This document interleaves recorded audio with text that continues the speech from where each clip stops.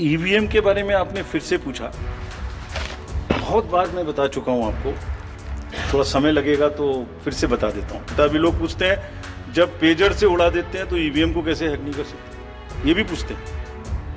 जब कोई किसी कंट्री में पेजर से उड़ा दिया तो ईवीएम हैक हो जाएगी। अरे भाई, पेजर कनेक्टेड होता है, ईवीएम कनेक्टेड नहीं होती। जिस दिन पोलिंग खत्म हुई उससे रफली थर्ड डे काउंटिंग होती है। तो आज शाम को 6 बजे से एक एक्सपेक्टेशन राइज हुई। सबने सोचा ये होने वाला है, जिसका कोई साइंटिफिक आधार, जिसका कोई लीक पब्लिक में डिस्क्लोजर में नहीं है। तो वास्तविक रूप से जब वो एक्चुअल रिजल्ट्स आने शुरू होते हैं तो एक मिसमैच होता है, and that mismatch is also giving this can lead to serious issues sometimes. Even the gap between expectation and achievement is nothing but frustration. नमस्कार, मैं रवीश कुमार। महाराष्ट्र चुनाव की तारीख को जरा ध्यान से देखिए। वहां पर 26 नवंबर तक सरकार बन जानी चाहिए। अब नतीजे आ रहे हैं 23 नवंबर को। अगर किसी को बहुमत नहीं मिला, नहीं मानकर चलना चाहिए कि किसी को नहीं मिलेगा, मगर राजनीति में यह संभावना तो है ही। अगर किसी को बहुमत नहीं मिला और 26 नवंबर तक सरकार नहीं बनी तो क्या राष्ट्रपति शासन लागू होगा? और इसके पीछे किस तरह का खेल खेला जाएगा? गुवाहाटी और गोवा तक विधायकों को कौन ले जाने में सक्षम है और किसे फायदा होगा? महाराष्ट्र में 20 नवंबर को मतदान है और झारखंड में 2 दिन 13 और 20 नवंबर को। दोनों जगहों पर नतीजे 23 नवंबर को आएंगे। महाराष्ट्र में नामांकन की अंतिम तारीख 29 अक्टूबर है और झारखंड में 25 और 29 अक्टूबर है। झारखंड में 2 चरणों में चुनाव हो रहे हैं, महाराष्ट्र में एक ही चरण में। मुख्य चुनाव आयुक्त ने कहा कि पिछली बार भी महाराष्ट्र में चुनाव एक ही चरण में कराए गए थे, लेकिन झारखंड में 5 चरणों में चुनाव हुए थे। इस बार 2 ही चरणों में मतदान हो रहे हैं। पत्रकार हर बार चरणों को लेकर सवाल पूछते हैं, हर बार एक अलग जवाब दिया जाता है, हर जवाब विश्वसनीय लगता है, लेकिन किसी भी जवाब से कोई मानक उत्तर नहीं मिलता, कोई स्पष्टता नहीं आती कि यहां क्यों 2 चरणों में हो रहा है और वहां क्यों 8 चरणों में हुआ करता था। जैसे 2021 में बंगाल विधानसभा के चुनाव 8 चरणों में हुए थे। For Maharashtra, this will be in single phase. The notifications, date of notifications are in front of you. 22nd October would be date of notification. Last date of making nomination would be 29th October. Scrutiny on 30th October. And last date for withdrawal 4th, and date of poll in Maharashtra would be 20th 11. Counting would be on 23rd 11 24, and you will notice that date of poll is Wednesday. Schedule would be like this. Jharkhand would be in 2 phases. The date of poll, first phase would be on, date of poll would be on 13th November, and the second phase would be along with Maharashtra on 20th November. So the date of issue of notification for Jharkhand phase 1 would be 18th, and for phase 2 would be 22nd along with Maharashtra. Nominations for phase 1 would be till 25th of October, and for phase 2 29th. This slide we will share with everyone.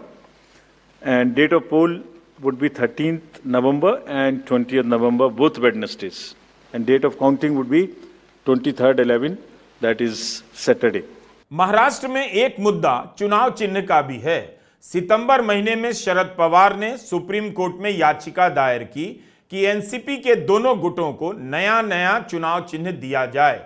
इसके पीछे तर्क है कि एक ही party के एक गुट को पुराना चुनाव चिन्ह दे देने से उसे ज्यादा फायदा पहुंचता है, लेवल प्लेइंग फील्ड की भावना को ठेस पहुंचती है।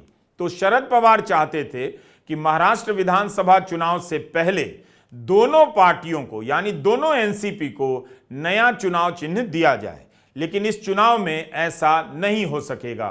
मेरा नाम प्रमोद जगताप है, मैं सकाल मीडिया ग्रुप के साम टीवी न्यूज चैनल से हूं। मेरा सवाल जो है वो सिंबल को लेके, महाराष्ट्र में एनसीपी के 2 गुट होने के बाद तुतारी और ट्रम्पेट, तुतारी जो है शरद पवार की पार्टी को दे दिया, लेकिन लोकसभा चुनाव में ट्रम्पेट जो है वो भी सिंबल कोई इंडिपेंडेंट कैंडिडेट को दे दिया था। इससे ज्यादा वोट उस इंडिपेंडेंट कैंडिडेट ने लिए थे। शरद पवार के एनसीपी का ऐसा कहना है कि ये सिंबल जो है वो फ्रीज करना चाहिए। महाराष्ट्र के स्टेट इलेक्शन कमीशन ने स्थानिक स्वराज्य संस्था के जो चुनाव है उसमें वो फ्रीज किया है, लेकिन केंद्रीय चुनाव ने अभी तक उसके ऊपर कोई डिसीजन नहीं लिया। एनसीपी का जो सिंबल है मैन ब्लोइंग तुरी, सो उसमें हमारे पास में 2 रिक्वेस्ट आई थी एनसीपी एसपी से।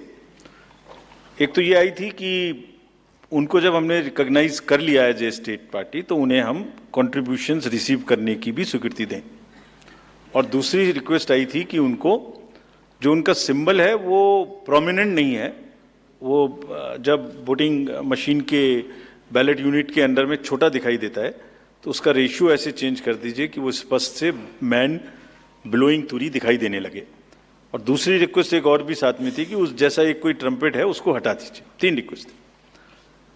सो पहली रिक्वेस्ट हमने उनकी मान ली, हमने उन्हें उसी दिन ऑथराइज कर दिया था कि आप ड्यूली कंट्रीब्यूशंस ले सकते हैं subject to the disclosures which every political party has to do.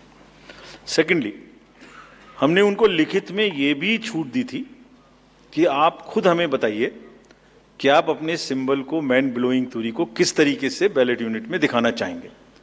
तो उन्होंने कहा था हम इस तरह से दिखाना चाहेंगे, 1-2 चॉइस दी थी, जो उनकी पहली चॉइस थी वो हमने मान ली। सो इस इलेक्शन में उनका सिंबल वुड भी ज्यादा दिखाई देगा, मतलब प्रोमिनेंटली दिखाई देगा। तीसरी रिक्वेस्ट थी वो एक ट्रम्पेट है इस टाइप की जो कि मैन ब्लोइंग तुरा से बिल्कुल डिफरेंट है, तो कमीशन ने उसी दिन बताया था कि वो उससे डिस्टर्ब नहीं करता है। So all the 3 have been accepted, that is 1।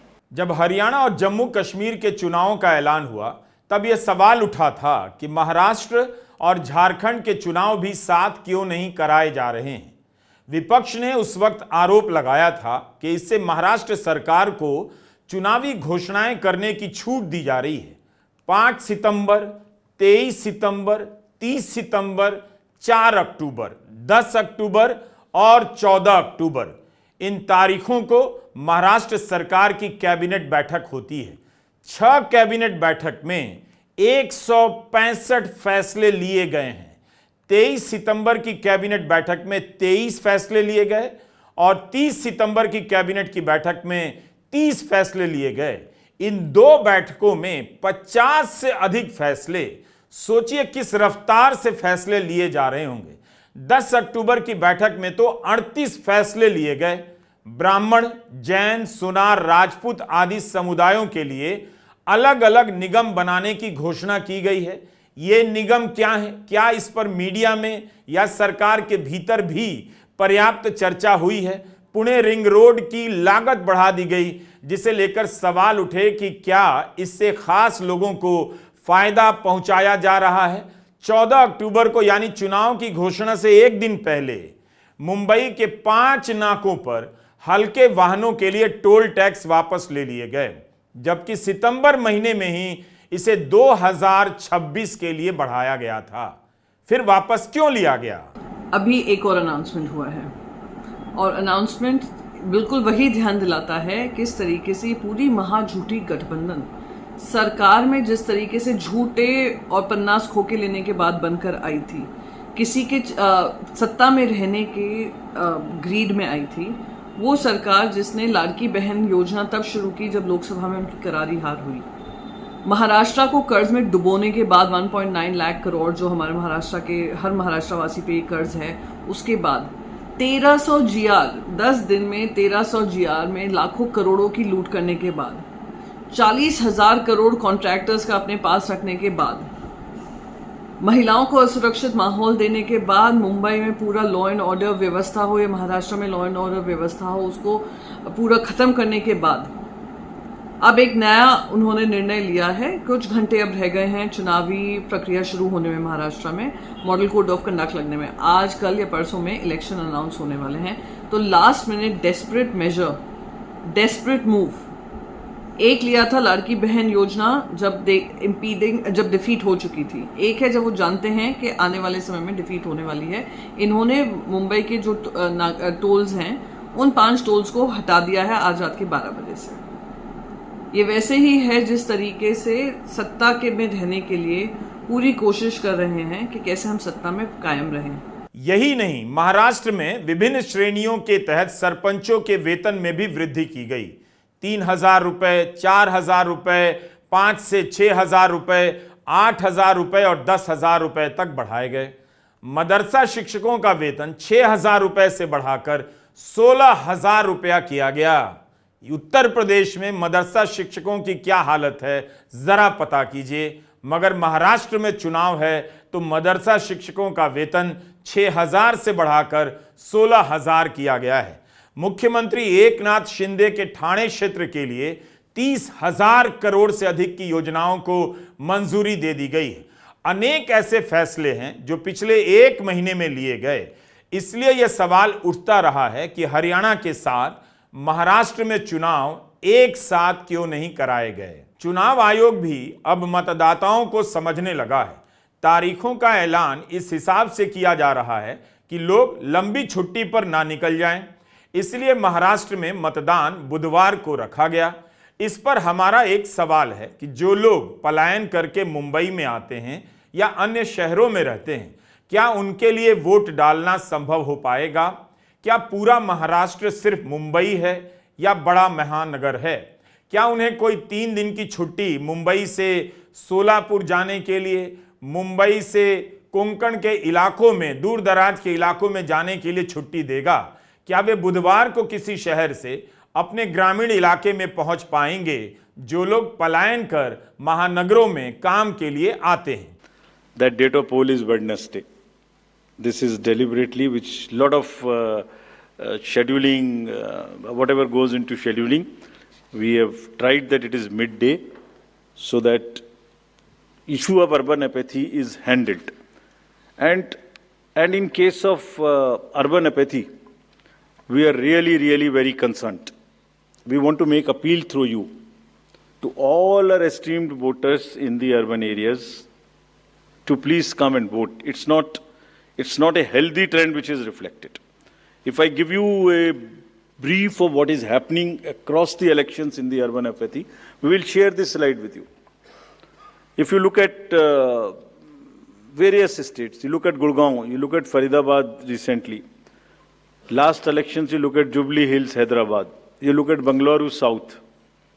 You look at Gujarat, Gandhigram, Kolaba, Mumbai City, Pune, Thane, all are much below the state averages of each state. अब आते हैं उत्तर प्रदेश। यहां 10 विधानसभा सीटों पर उपचुनावों की घोषणा होनी थी। इनमें से एक सीट मिल्कीपुर विधानसभा की थी, जहां से अयोध्या के मौजूदा सांसद अवधेश प्रसाद विधायक हुआ करते थे। लेकिन 9 सीटों की घोषणा होती है और मिल्कीपुर सीट की घोषणा नहीं होती है। अयोध्या के मिल्कीपुर में ऐसा क्या है कि इस एक सीट की घोषणा ही नहीं हुई? सर, यूपी की 10 सीटें थी। 10 की 10 होंगी? 9 किया है। Bashirhat is under the election petition. There is an election petition in Bashirhat. So that is one case. 10 सीटें थी ना sir. Milkipur also is under election petition. So let me say it that way. जहां election petition नहीं है, वहां सब में हो रहा है। चुनाव आयोग ने कहा कि कोर्ट केस चल रहा है। यह मुकदमा भी अवधेश प्रसाद ने ही 2022 में दायर किया था, इसलिए एक साथ घोषणा नहीं हुई। यूपी की पुरानी खबरों को निकाल कर देखिए। मिल्कीपुर विधानसभा को जीतने के लिए कितनी तैयारी चल रही है और इसी की तारीख का ऐलान नहीं हुआ। 10 में से 9 सीटों पर उपचुनाव के ऐलान हो गए। इस एक सीट का राजनीतिक वजन 2 राज्यों की चुनावी घोषणाओं से कम नहीं है। चुनाव आयोग ने एक और बात कही एग्जिट पोल के बारे में। उन्होंने कहा कि एग्जिट पोल से भटकाव तो आता है, उम्मीदें भी झूठी पैदा हो जाती हैं, लेकिन यह तो इलेक्ट्रॉनिक मीडिया को देखना होगा कि वह इसे लेकर आत्मचिंतन करे, आत्मनियमन करे, ताकि विश्वसनीयता बनी रहे। आयोग ने पूछा कि जब काउंटिंग ही 8:30 बजे शुरू हुई तो टीवी चैनलों पर 8 बजे से ही ट्रेंड कैसे चलने लगे? क्या यही जवाब इसी तरह प्रमुखता और स्पष्टता से हरियाणा की जब वोटों की गिनती हो रही थी उस दिन नहीं दिए जा सकते थे? मुख्य चुनाव आयुक्त ने यह भी बताया कि मतों की गिनती के समय डेटा अपलोड करने की प्रक्रिया क्या क्या होती है। जिस दिन पोलिंग खत्म हुई उससे रफली थर्ड डे काउंटिंग होती है। तो आज शाम को 6 बजे से एक एक्सपेक्टेशन राइज हुई। सबने सोचा ये होने वाला है, जिसका कोई साइंटिफिक आधार, जिसका कोई लीक पब्लिक में डिस्क्लोजर में नहीं है। जब काउंटिंग का समय शुरू होता है तो 8:05 और 10 मिनट से रिजल्ट्स आने शुरू हो जाते हैं, जिस नॉनसेंस। आप बताइए, मेरी पहली काउंटिंग 8:30 बजे शुरू होती है और हमारे पास प्रमाण है इस बार कि 8:05, 8:10, 8:15 पर आने लगा, इतने की लीड, इतने की लीड, इतने की लीड, इतने की लीड। ऐसा तो नहीं है, I am just posing question, we are not gone into this, but ऐसा तो नहीं है कि एग्जिट पोल को जस्टिफाई करने के लिए वो शुरू में ट्रेंड्स आ गए कि हमने तो ऐसा कहा था, वैसे ही ट्रेंड हो रहा है, बाद में जो होगा वो होगा। और अचानक से पहला रिजल्ट एक राउंड का 8:30 बजे जब काउंटिंग शुरू हो रही है तो 9 बजने में 10 मिनट, 9 बजने में 5 मिनट से पहले 20 मिनट भी लगेंगे एक राउंड में, तो आ ही नहीं सकता। और हम उसको 9:30 बजे वेबसाइट पे डालते हैं, 9:31 पे एग्जैक्टली। कभी भी देख लीजिए एक के बाद एक। 9:30 पे हम उसको अपनी वेबसाइट पे डालते हैं, फिर 11:30 पे डालते हैं, फिर 1:30 पे डालते हैं। चलिए, आपके कोई कॉरेस्पॉन्डेंट वहाँ मौजूद थे, उन्होंने पहले बता दिया। प्रोसेस काउंटिंग में रिजल्ट को स्क्रीन पे दिखाना पड़ता है, एजेंट के साइन लेने पड़ते हैं, ऑब्जर्वर से जस्टिफाई कराना पड़ता है, तो ऑफिशियल साइट पे आने में आधा घंटा लग सकता है। लेकिन 9 बजे से 9 बजने में 10 मिनट से पहले कैसे आते हैं?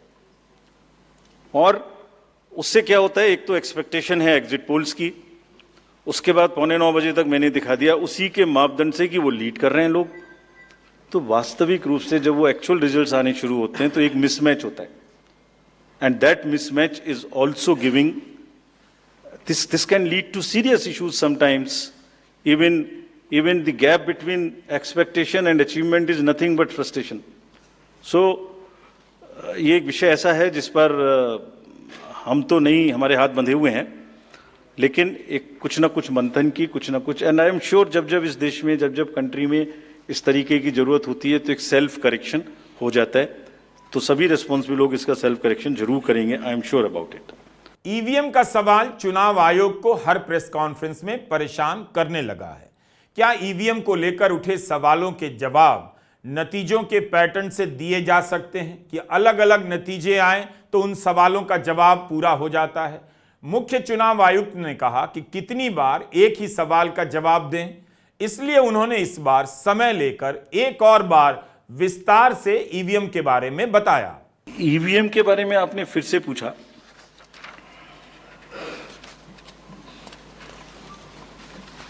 बहुत बार मैं बता चुका हूं आपको, थोड़ा समय लगेगा तो फिर से बता देता हूं। 6 महीने, लगभग 5-6 महीने फर्स्ट एफएलसी शुरू होती है ईवीएम की। मैं 2 बात बता रहा हूं, बस मोटी सी 2 बात, बाकी सब आपको मालूम है। वो टेम्पर नहीं हो सकती, उसमें कोई कनेक्शन नहीं हो सकता। अभी लोग पूछते हैं जब पेजर से उड़ा देते हैं तो ईवीएम को कैसे हैक नहीं कर सकते, ये भी पूछते हैं। जब कोई किसी कंट्री में पेजर से उड़ा दिया तो ईवीएम हैक हो जाएगी। अरे भाई, पेजर कनेक्टेड होता है, ईवीएम कनेक्टेड नहीं होती। एनीवे, वोटिंग से करीब 5 या 6 दिन पहले कमीशनिंग होती है। 5-6 दिन पहले उस दिन मशीन में सिंबल पड़ते हैं। तो अब मशीन में अभी तक नई बैटरी उस दिन एक डाली जाती है और सील करके उस बैटरी पे भी कैंडिडेट के एजेंट्स के दस्तखत होते हैं। छोड़िए, मशीन पे तो होंगे ही होंगे, हमें भी नहीं पता, हमने भी पता नहीं कब बनाया था ये नियम, हमारे काम आ रहा है अभी कि वो बैटरी पर भी एजेंट के दस्तखत होंगे। और अब कमीशनिंग के बाद, क्योंकि 5 ही दिन बचे हैं और इसमें सिंबल लोड हो चुके हैं, ये उनके सामने में स्ट्रांग रूम में जाएगी, डबल लॉक लगेगा, 3 लेयर की सिक्योरिटी रहेगी, 3 लेयर की, जिसमें सीएपीएफ भी शामिल होगी, मस्ट है। ऑब्जर्वर होंगे। उसके बाद जब वो पोलिंग के डिस्ट्रीब्यूशन के दिन निकलेंगी, उस दिन फिर यही प्रोसेस होगा। सारा प्रोसेस वीडियोग्राफ होगा, यानी वीडियोग्राफ होने के बाद फिर वो फील्ड में पहुंचेंगे, सेक्टर मजिस्ट्रेट साथ में रहेंगे, फिर कैंडिडेट के एजेंट साथ में रहेंगे, फिर वहां पहुंचेगी, फिर कहेंगे भाई देख लो इसको, सब ठीक है, जो आपको नंबर दिया, हाँ, और उसके नंबर भी सबसे शेयर किए जाएंगे। इस नंबर की मशीन इस बूथ पे जाएगी। फिर जब वो बूथ पे पहुंच गई तो कहें भाई मिला लो आप, उसी नंबर की है कि नहीं है। वोट भी डाल के देख लो 50 कि ठीक है कि नहीं है। किसी ने 50 डाले, किसी ने 20 डाले, किसी ने कहा नहीं हमें ठीक है हम नहीं डालेंगे। किसी स्टेज में किसी बूथ पर 20 कैंडिडेट हैं, किसी पर 5 कैंडिडेट हैं, किसी पर 5 ने कम वोट डाले, किसी ने ज़्यादा डाले, बैटरी उसी हिसाब से यूज। फिर पूरे दिन वोटिंग हुई, तब एक एक वोट का हिसाब रखा, फिर बंद हुआ।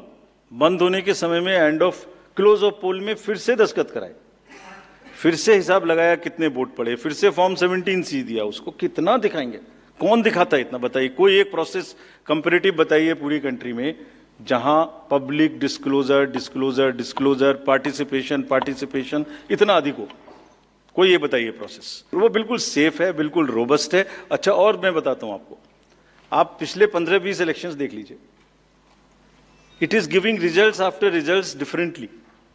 जहां मतलब ऐसा नहीं हो सकता कि जब पसंद का रिजल्ट ना आए तभी गलत है, ऐसा नहीं हो सकता। एनीवे, हम सबका इंडिविजुअल जवाब देंगे और आपको भी बताएंगे। कौन दिखाता है, कौन बताता है? अब इस देश में 2 चुनाव आयोग तो है नहीं, इसलिए इसी चुनाव आयोग को बार बार बताना पड़ेगा, उसी से बार बार सवाल होगा और हर चुनाव में चुनाव आयोग को हर प्रावधान को लेकर जवाब देना पड़ेगा। एक बार कह देने से, बता देने से, वेबसाइट पर FAQ डाल देने से लोगों तक इसकी जानकारी नहीं पहुंचती है। उम्मीदवार को भी हर चुनाव में नए सिरे से सारी प्रक्रियाओं को समझना पड़ता है। जैसे ये सवाल खत्म तो नहीं हुआ कि महाराष्ट्र में चुनाव हरियाणा के साथ क्यों नहीं हो सका। नमस्कार, मैं रवीश कुमार।